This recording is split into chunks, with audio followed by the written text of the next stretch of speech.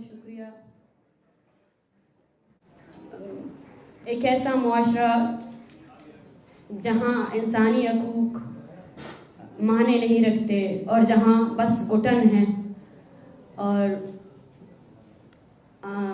انسانوں نے مشترکہ طور پر سرنڈر کیا ہوا ہے اسٹیٹ وائلنس کے خلاف، تو وہاں پر انسانیت پر یقین رکھنے والے لوگ بھی موجود ہیں جو نفرتوں سے بیزار ہے، جو اس سماج کو چاہتے ہیں جس کے لیے انسان نے اتنا بڑا ارتقائی عمل طے کیا ہے. سب سے پہلے میں آسما جہانگیر کانفرنس کے منتظمین کی تہہ دل سے شکریہ ادا کرتی ہوں کہ انہوں نے مجھے اس کانفرنس میں بولنے کا موقع دیا. ہمارے آج کے سیشن کا ٹاپک ویمن ان کانفلکٹ ہے، the gender cost of violence. جس طرح کہا گیا کہ خواتین اسٹیٹ وائلنس کی سب سے بڑی شکار ہیں، ان کو میں اس لیے کہوں گی کیونکہ انہوں نے خود کو اس اسٹرگل کے لیے گمنام کر دیا ہے. وہ کسی کی بہن، ان کی پہچان کسی کی بہن، کسی کی بیوی اور کسی کی بیٹی بن چکی ہے.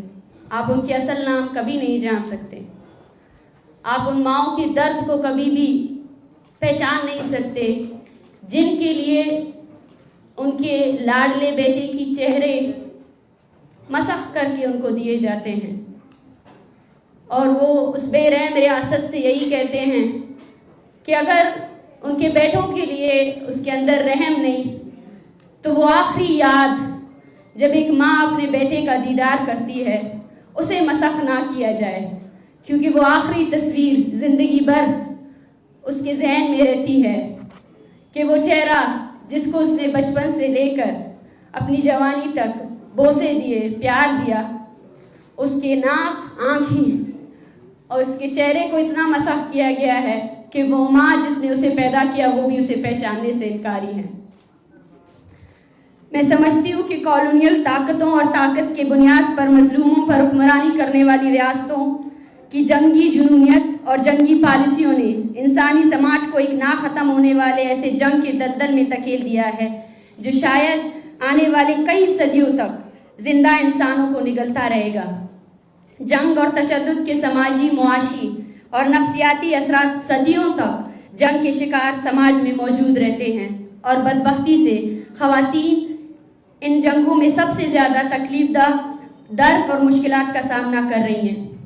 دیکھیے ان لاتعداد بلوچ ماں بیٹیوں پر غور کریں جنہوں نے ناقابل تلافی نقصان کی اذیت برداشت کی ہے.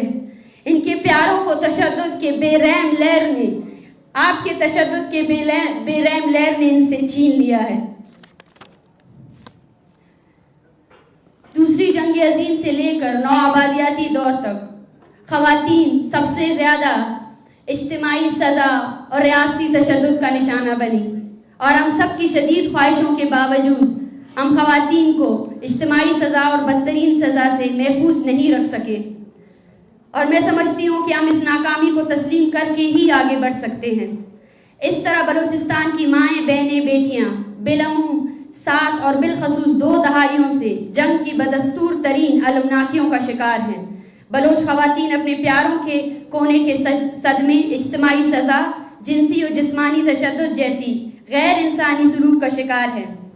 جس طرح دنیا کے دیگر خطوں میں جنگ سے متاثرہ خطوں میں خواتین کے لیے آواز اٹھائی جاتی ہے، اسی طرح بلوچستان میں متاثرہ خواتین کے لیے بھی آواز اٹھانی چاہیے. لیکن سب سے بڑے صدمے کی بات یہ ہے کہ بلوچ خواتین کے درد پر نہ فیمنسٹ آوازیں گرجتی ہیں اور نہ ہی انسانی حقوق کے علمداروں کی روحیں کانپتی ہے. یہ خواتین جنگ کی خاموش وکٹم بنی ہوئی ہیں، اور میں سمجھتی ہوں آج بلوچ خواتین اس خطے میں سب سے زیادہ کالونیل تشدد اور اجتماعی سزا کا شکار ہے. اور اگر ہم بلوچستان میں جاری تنازع کا ذکر کریں تو اس میں سب سے پہلے انفورس ڈس اپیرنسز آتے ہیں، جبری گمشدگیاں آتے ہیں جو ایک قہر بن کر بلوچستان میں نازل ہوا ہے. It's not a mere crime against humanity, but it's a tool that has been utilized by state to suppress Baloch people, to loot their resources.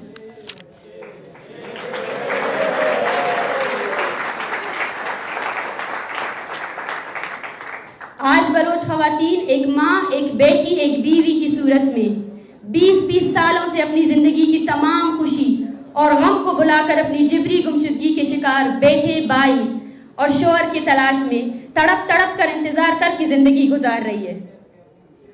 دوسرا اہم مسئلہ وہ ہے کہ بلوچ خواتین کو اجتماعی سزا کا شکار بنایا جاتا ہے۔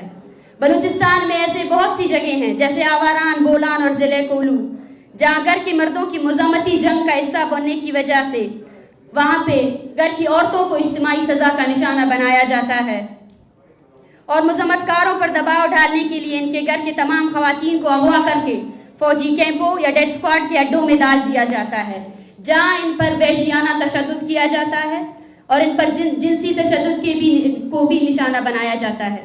ایسے کیسز بھی سامنے آئے ہیں کہ ایسے کم سن بچیوں کی زبردستی شادی ڈیڈ اسکواڈ کے کارندوں سے کی جاتی ہے اور ایسی بچیاں جنسی غلام کے طور پر رکھی جاتی ہیں۔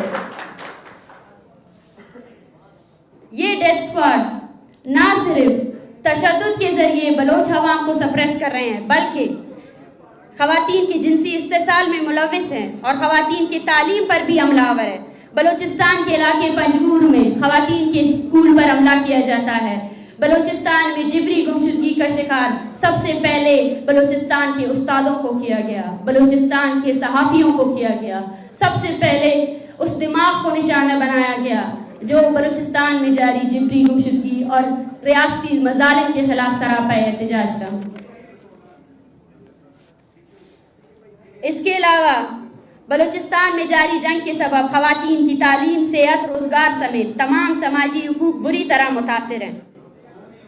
اور آپ خود سوچیں، ایک ایسا سماج جہاں گھر کا واحد کفیل مرد جب لاپتہ ہو جاتا ہے تو پیچھے اس کی گھر کی عورتیں بچ جاتی ہیں، وہ یہ نہیں سمجھتی کہ وہ اپنے گھر کی جمع پونجی اکٹھا کر کے اپنے گھر کو چلا سکے، اپنے بچوں کو پال سکے یا کوئٹہ اور کراچی میں ہونے والے احتجاجی مظاہروں میں شرکت کر سکے۔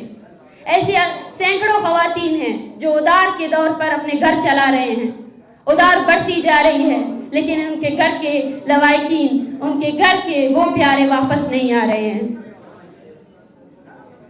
جس کی وجہ سے وہ نفسیاتی مسائل کا شکار ہیں اور جس کی وجہ سے وہ خودکشی کرنے تک بھی مجبور ہو گئے ہیں۔ یہ بلوچ جینوسائیڈ کی ورس فارم ہے، یہ بلوچ جینوسائیڈ کی وہ ورس فارم ہے جس میں آپ نے ایک پوری آبادی کو، ایک پوری قوم کو اس حد تک اپنے جبر کا نشانہ بنایا ہوا ہے کہ ہم سفوکیٹ کر رہے ہیں، سانس نہیں آ رہی ہمارے لوگوں کو، ہمارے لوگ ایک نارمل زندگی جینا بھول چکے ہیں۔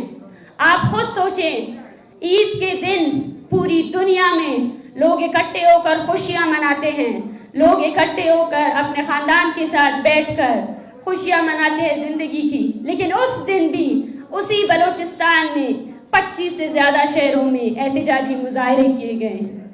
اس دن بھی وہ ماں، وہ بیٹی، وہ بیوی اپنے گھر میں اس تصویر کو دیکھتی ہے جس تصویر میں نہ صرف اس کے گھر کا پیارا بلکہ اس کی خوشیاں بھی قید ہیں، اور آپ سمجھتے ہیں کہ آپ بلوچستان کی مثبت امیج لا سکتے ہیں، آپ $1 ٹریلین خرچ کر دیں لیکن اس سچ کو نہیں چھپا سکتے جو سچ آپ کی تشدد نے ہم پر لازم کیا ہے۔ اور بلوچ بولے گا، ضرور بولے گا، جب تک وہ زندہ ہے وہ بولے گا، ہر اس جبر کے خلاف بولے گا۔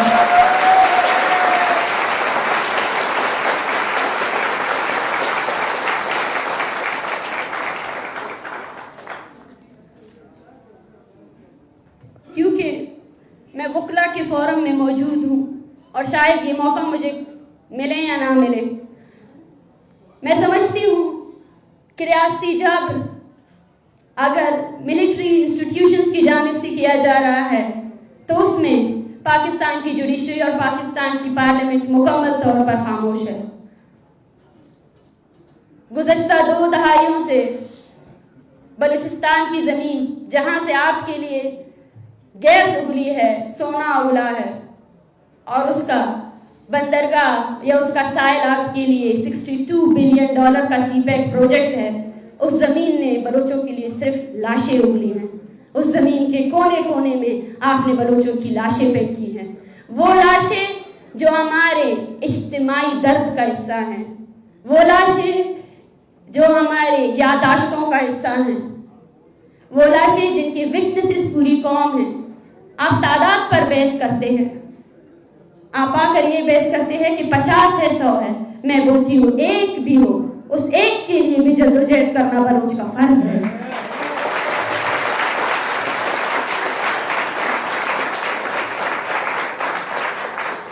नवंबर 23, 2023 बालाच मौला बख्श, एक नौजवान जिसको सबसे पहले जिबरी गुमशुदा किया गया, उसके बाद उसे अदालत में पेश किया गया। वो अदालत जिससे बलोचों को एक थोड़ी सी उम्मीद बाकी है। उसके माँ बाप ने खुशियां मनाई कि अब उसका बेटा लौट आया है। वो जानते थे कि वो मासूम है। उस अदालत ने उसे 10 रोज़ा रिमांड में भेजा। उसके खानदान ने उसको गले लगाया, उसकी माँ ने खैरातें बांटी और 2 दिन बाद उसी बालाच को आपने मसख करके फेंक दिया और दावा किया कि आपने एक दहशतगर्द को मारा है। दहशतगर्द वो नहीं, दहशतगर्द आप थे। और बालाच मौला बख्श का कत्ल ना सिर्फ पाकिस्तान की मिलिट्री इंस्टीट्यूशंस बल्कि पाकिस्तान की जुडिशरी पर भी एक काला धब्बा है, क्योंकि पाकिस्तान की जुडिशरी भी बलोच लापता अफराद के मसले को हल करने में मुकम्मल तौर पर नाकामयाब हुई है।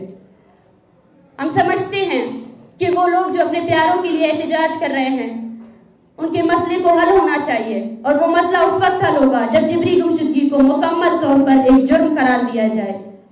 मगर अफसोस की बात है, इन्हीं अदालतों में हज़ारों की तादाद में लापता अफराद के केसेस मौजूद है जो कभी हल नहीं होते, जिनकी पेशियां नहीं होती हैं। और तब आज बलोच मार्च अगेंस्ट बलोच जीनोसाइड के जो विक्टिम फैमिलीज हैं, उनके खिलाफ सैकड़ों FIRs की गई हैं। मैं हैरान हूँ, वो जज साहब उस माँ को कैसे कटड़े में देख सकते हैं जिसको उसने गुज़श्ता 10 सालों से इंसाफ नहीं दिया, और आज उसकी कन्विक्शन हो रही है कि आपने ये जुर्रत कैसे की कि आप अपने लापता बेटे के लिए बाजियाबी के लिए एहतजाज करें। आपने रियासत के रिट को चैलेंज किया है। तो आप ये बताएं, हमें बलोचों को साफ बताएं कि आपका कानून, आपका आइन बलोचों के लिए कोई भी अहमियत नहीं रखता। कहते हैं कि पाकिस्तान में गुज़श्ता इलेक्शन में अवाम की मैंडेट को चोरी किया गया है, लेकिन बलूचिस्तान के लोगों को सिरे से वो मैंडेट दिया ही नहीं गया। बलूचिस्तान के लोगों को सिरे से वो इख्तियार दिया ही नहीं गया। बलूचिस्तान के लोग आज भी उनको रूल किया जा रहा है तो सिर्फ और सिर्फ तशद्दुद की सियासत पर।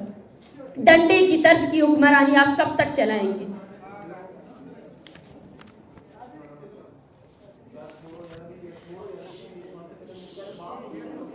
इसके साथ साथ क्योंकि हम एक पुरअमन तहरीक चला रहे हैं और हमारी पुरअमन तहरीक को भी आज स्टेट क्रैकडाउन का सामना है, हम ये पैगाम देना चाहते हैं उन तमाम कुव्वतों को, इंसानियत पर यकीन रखने वाले उन तमाम कुव्वतों को, क्या हम आप सबसे गुजारिश यही करते हैं कि आप हमारी इस तहरीक का साथ दें और बलूचिस्तान में जारी ये तहरीक, इस खित्ते में जितने भी मजलूम अक़वाम हैं उन सब की तहरीक के साथ हम हिमायत करते हैं। साथ साथ पश्तून तहफ़्फ़ुज़ मूवमेंट के जितने सियासी कारकुनान हैं जिनको आज रियासती क्रैकडाउन का सामना है, हम उनकी भी मज़म्मत करते हैं। सिंध में जो सिंधी नेशनलिस्ट को टारगेट किलिंग का निशाना बनाया जा रहा है, हम उसकी भी मज़म्मत करते हैं। और पंजाब में जो कारकुन है, सियासी कारकुनान हैं, उनकी इंसानी हुकूक़ की खिलाफ वर्जियाँ हो रही हैं, हम उनकी भी मज़म्मत करते हैं। हम चाहते हैं कि हम एक ऐसे समाज की तरफ जाए जहाँ इंसानी हुकूक़ की कदर की जाए, जहाँ नफ़रतें ना हों।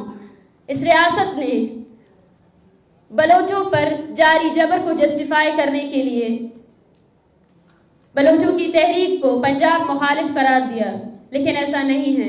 हम मज़लूम अक़वाम हैं और हम बेगुनाह लोगों के कत्ल की मज़म्मत करते हैं। और हम आपसे यही कहना चाहते हैं कि अगर आप चाहते हैं कि इंसाफ हो तो आपको पाकिस्तान में जारी जितनी भी जबर है और महकूम अक़वाम की तहरीकी है, उनकी गैर मशरूत آپ کو حمایت کرنی پڑے گی, اس سوسائٹی کی طرف لے جانا پڑے گا اس کو.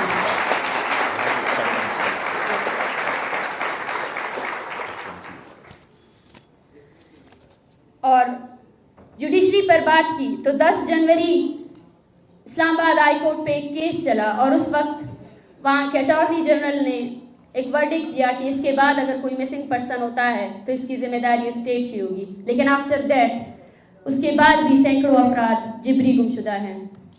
میں سمجھتی ہوں کہ پاکستان کی جوڈیشری اور پاکستان کی سول سوسائٹی, پاکستان کی پارلیمنٹ جب تک اس مسئلے کو حل نہیں کرتی ہے وہ کبھی بھی اس سوسائٹی کو آگے کی طرف نہیں لے جائے گی. کیونکہ I'm sorry, I'm just taking 2 minutes. ہمارے اس تقریب میں کچھ انٹرنیشنل صحافی اور انٹرنیشنل لوگ بھی موجود ہیں. So I am Marek Baloch. Calling myself a human rights activist is depressing in a situation where humanity becomes a tool to gain personal interest for the states. And for us, the colonialism still persists as the mighty state use violence against us and causes destruction of human lives and cause millions of innocent lives. Balochistan is facing genocide by state violence, and the state is involved in human rights violation. We believe that not just the military institution, but all of the other institutions are the mere perpetrators of and facilitators of Baloch genocide, because they have been silent from decades and they didn't take any step to stop the human rights violations in Balochistan. And peaceful activism is not allowed in Balochistan. Right, myself and a lot of other human rights activists are facing threats, including the missing persons' families. And we believe in a world where humanity doesn't exist. There are still people who believe in humanity. And with or without your support, Baloch people will persist their struggle to gain their humanity back from the dehumanizing violent forces. Even one person is enforced, disappeared and killed. It's a stain on the democratic state. And we want to address all of the nations that stop this crime against humanity. اور آخر میں کیونکہ enforce ڈسپیرنس پر بات ہو رہی ہے, میں سمجھتی ہوں کہ جس طرح ارجنٹینا ایک ایسا ملک تھا جہاں پہ انفورس ڈسپیرنس پریکٹس کی گئی, اور اس کے بعد جب وہ مائیں ڈٹ گئیں کہ وہ اپنے پیاروں کی بازیابی تک اس جدوجہد کو جاری رکھیں گی, تو ارجنٹینا کے فاشسٹ اسٹیٹ نے اس وقت کے ان ماؤں کو بھی جبری گمشدہ کیا اور ان کی بھی لاشیں پھینکی گئی. تو یہ وقت اب بلوچستان پر آ گیا ہے, اور اب وہ لوگ جو جبری گمشدگی کے خلاف جدوجہد کر رہے ہیں وہ بھی اسٹیٹ وائلنس کا شکار ہیں. مگر آج وہ مائیں صرف اپنے بیٹوں کی تصویریں نہیں بلکہ اس نظریے کو بھی ساتھ لے کر جا رہی ہیں. آج انہوں نے وراثت میں اپنے بیٹے کی نظریے, انسانی حقوق اور مذمت کو ہم نے لیا ہے, اور ہم سمجھتے ہیں کہ امید ہے, اور امید ہمارے لوگ ہیں, ہماری جدوجہد ہے جو پرامن طریقے سے آگے بھی اس جدوجہد کو لے کر جائیں گے. Thank you very much. آپ نے وقت نکالا اس سیشن کے لیے, اور ایک مائٹی اسٹیٹ جس نے اپنی تمام قوتیں اس مسئلے کو جسٹیفائی کرنے کے لیے اور نفرتیں پھیلانے کے لیے لگائی ہیں, آپ نے پھر بھی بلوچستان سے اٹھنے والی اس تحریک کے, اس پرامن تحریک کے پیغام کو سمجھا اور ہمارا ساتھ دیا. بہت بہت شکریہ. Thank you.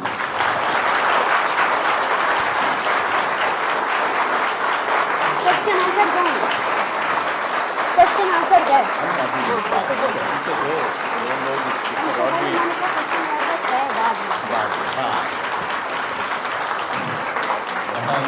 بہت شکریہ ڈاکٹر مارک بلوچ.